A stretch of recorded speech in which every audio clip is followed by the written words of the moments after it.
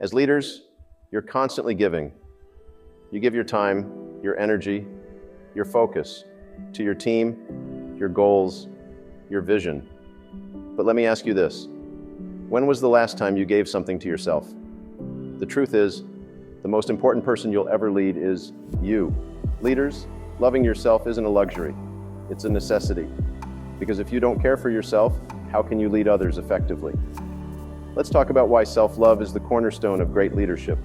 First, let's start with the science. Self-love isn't just a feel-good concept. It's backed by research. Studies from the University of Michigan show that individuals with higher levels of self-compassion are more resilient, make better decisions, and lead with greater empathy. Leaders who practice self-compassion are 26% more likely to inspire trust within their teams. Why?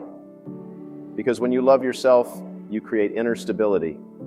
You lead from a place of confidence, not insecurity. Now let's talk about what happens when you don't love yourself. Burnout, stress, and decision fatigue are the enemies of every leader. According to the World Health Organization, burnout affects over 60% of high-performing professionals. Leaders who neglect self-care are twice as likely to experience mental health challenges. When you neglect your own needs, it's not just you who suffers.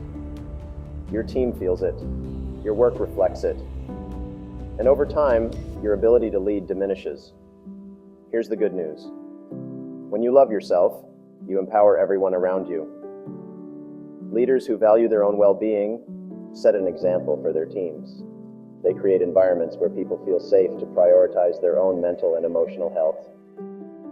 Show your team the importance of self-care by practicing it yourself.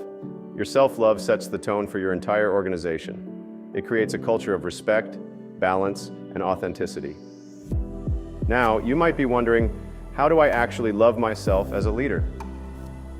Here are 3 simple but powerful steps. Reflect daily. Spend 5 minutes each day reflecting on your wins, no matter how small. Set boundaries. Learn to say no to what drains you so you can say yes to what matters. Invest in yourself. Read, learn, exercise, and take time for hobbies that recharge you. When you prioritize yourself, you're not just surviving, you're thriving. And a thriving leader creates a thriving team. Remember this, leadership is not about perfection, it's about authenticity. Oprah Winfrey once said, "You don't have anything to give that you don't already have."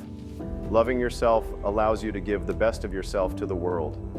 Teams led by emotionally balanced leaders are 30% more productive.